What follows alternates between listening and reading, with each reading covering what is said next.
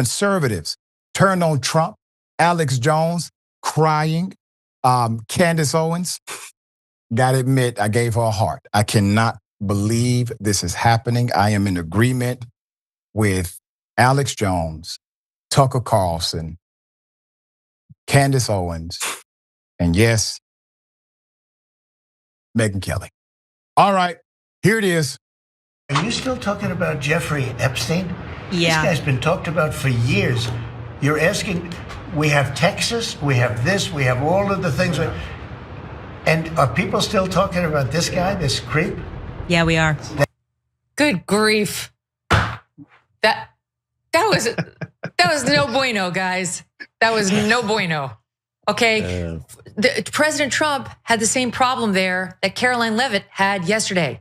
The dodge should not be obvious. What is most compelling to me, by the way, about the Trump filibuster is that it requires us to be so gaslit that we completely forget that nobody made more of a show of the Jeffrey Epstein files and the release of those files than the person sitting to the right of him, Pam Bondi. That's why we're here.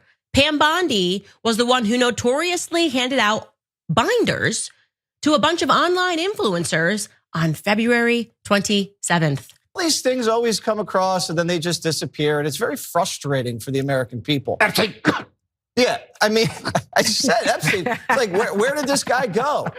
Where did that whole case go? Where did all the files go? They just went nowhere? No one even believes that. So now by coming in and being part of the cover-up, the Trump administration has become part of it. I mean, it's just, you cannot see it any other way. So I just got to the office. I'm going to go throw up, actually. And this only happens every few years when something really, really bad happens or something. I mean, I'm physically going to puke probably right now. My mouth is watering right now. Because I have integrity. That's right. Alex Jones and the Middle Earth people have integrity. All right, man. Put it up for me. I just can't believe this is happening. Now, for Democrats, usually we're able to really make a contrast point from these individuals. However, their higher selves have arrived. And it took the Epstein thing to get it there. To Democrats, please, for the love of all things sacred, don't talk about nothing else but this to MAGA. Nothing else. Don't say anything about money. Don't say anything about healthcare. Talk about this. Why? Because this is what they care about. We found it. We didn't find it, they did. Actually, Trump found it for us. Please stay on this to MAGA. Whatever you got to do. This is your winner here. I know it's not the most buttoned up topic. And it's rooted in the conspiracy theory, but hell, even we knew something wasn't right about the Epstein story, right? Stay there. So conservative media figures have voiced their anger. They are all in unison. Roseanne Barr says, Mr. President, yes, we still care about Epstein. Is there a time to not care about child sex trafficking? Read the damn room. Read the room. That's why he's there. Alex, he's not all of a sudden part of the cover-up. Do you really think he just got this and said, I'm going to be part of a cover-up? Maybe he was part of something else prior to him being part of the presidential aspect of the cover-up. You ever thought of that? You really think Trump is protecting somebody? When has Trump protected anybody but his damn self?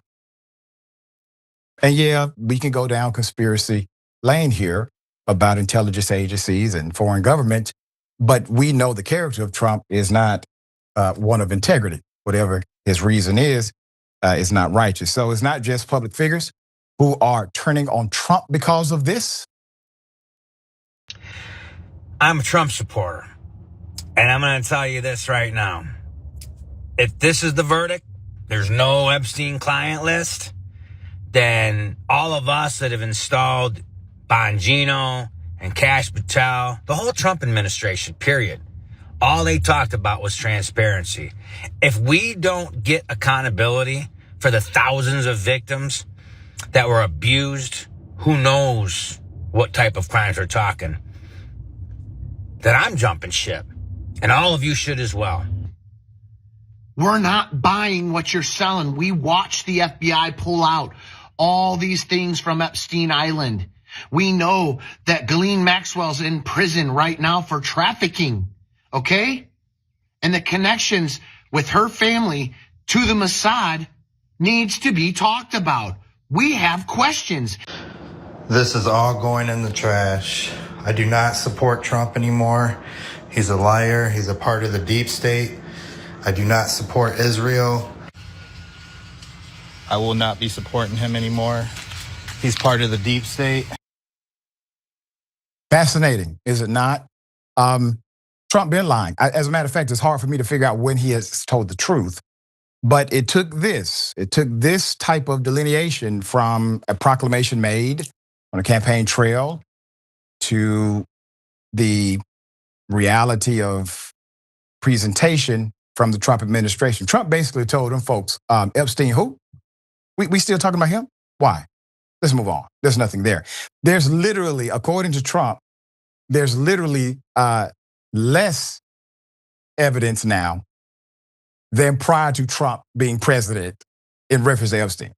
Like at one point, there was a client list according to the Attorney General. At this point, that doesn't even exist. Hell, at some point, maybe even Epstein really didn't exist. It was all a cover or something. So Flashpoint is a Sunday night memo from the Department of Justice, which concluded that Epstein died by suicide and confirmed there was no, quote, client list, even though the AG said there was and passed out fake binders saying it was, of powerful figures to be exposed for violating underage girls. This conclusion came as a shock to conspiracy theorists who had long believed Trump would deliver a long-promised justice and transparency on the matter. We know this is bogus. Hell, Epstein got some kind of sweetheart deal when he was arrested, charged in Florida for doing the same thing. The prosecutor at that time said he had never received such a phone call in his life to let something like this go. Went on record about it. Guess who he worked for? Trump won. Some of the loudest voices fueling those expectations are now members of the Trump administration, including Attorney General Pam Bondi, FBI Director Kash Patel, FBI Deputy Director Dan Bongino. All three have been regulars on Fox News. Bongino, even as a host, during a cabinet meeting on Tuesday, Bondi made headlines by walking back previous comments made on Fox News in which she claimed the, quote, client list was sitting on her desk. She clarified that she had meant that the case files were available for review. Yes. That's a big mess up, Attorney General. And went on to shift her story, saying the thousands of videos in evidence weren't recordings of abuse, but merely child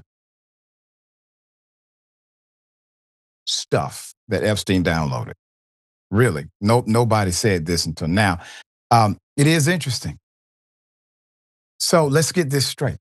The most unqualified human beings to ever hold those positions happen to also have one other thing in common. They were hardcore, release the Epstein file. And they had credibility within the MAGA movement. So their qualification seems to potentially be the fact that they all had this particular brand connected to this case. And then in unison, all of a sudden, they are saying the same chorus. Just something to think about. So, QAnon, they're back. QAnon influence, wing of the MAGA movement, has been furious. You see, these individuals are true believers. Are they authentically wrong? Yes, but they happen to be authentic in their wrongness. So the QAnon influenced part of MAGA has been furious over the lack of transparency and the shifting explanations. Frustration was palpable, though measured, in this surprising Fox News segment, which delivered uncharacteristically harsh criticism of the Trump administration. Coming from such loyalists, the rebuke marked a significant pivot. Quote, President Trump and his AG hoped that they had put an end to the Epstein story, end quote. Ingram said after airing clips of Bondi, Patel, and Trump discussing the case and what she described as an inconsistent manner. Here it is. There's a moment where you had some hesitation about Epstein, releasing some of the documents on Epstein. Why the hesitation? I don't think I'm not involved. I never went to his island, fortunately. But a lot of people did. Why is the FBI protecting the greatest pederast, the largest scale pederast in human history? Simple, because of who's on that list. You don't think that Bill Gates is lobbying Congress night and day to prevent the disclosure of that list? And why is it that the Senate, and good for Senator Blackburn to try to get it out, but then Dick Durbin comes over the top and says, no, we're not going to release the names. I don't care about the list itself, but he released the names, right? And I've said it, Dan Bongino said it, we've reviewed all the information and the American public is going to get as much as we can release. He killed himself. Do you think, let's play out the logical conclusion of this. Do you think that myself, Bongino, and others would participate in hiding information about Epstein's grotesque activities? Or do you think we would also participate in not prosecuting people we had evidence to prosecute people on? Where's the videotape of an Epstein Island of X, Y, and Z committing these frauds? Why haven't you given it to us? Do you really think I wouldn't give that to you if it existed? I think that anyone who works for Donald Trump lacks integrity, and Trump knows that. I think that you all are twisting yourselves like a pretzel to not consider things like this. So how do you know this? Footage from 1992 found in the NBC archives shows the future president welcoming Jeffrey Epstein to his Mar-a-Lago estate. The get-together more than a decade before Epstein pleaded guilty to prostitution charges in Florida. Both men are seen enjoying themselves, Trump pointing out women dancing in front of them.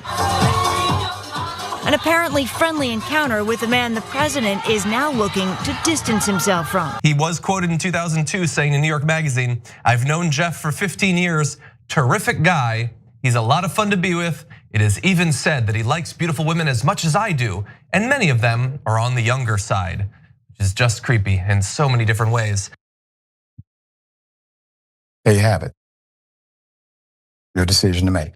All right, Elliot, thoughts, dear brother?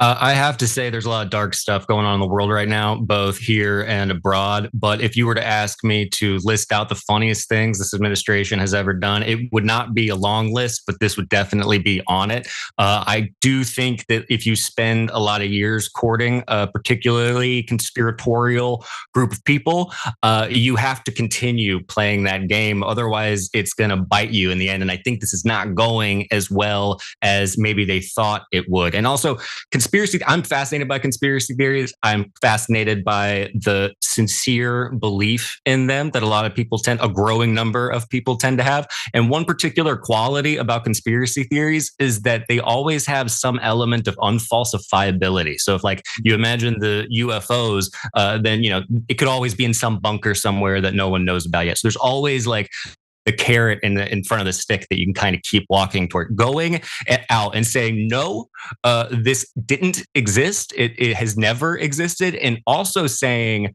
why are you still asking about it, is probably the worst thing you could possibly say to a group of people. I also think that there is something wrong. There is something conspiratorial going on here. And I think it is okay to call that out, especially because it's one of the few things right now that people on both sides of the political aisle can be like, yeah, there's something really weird about this.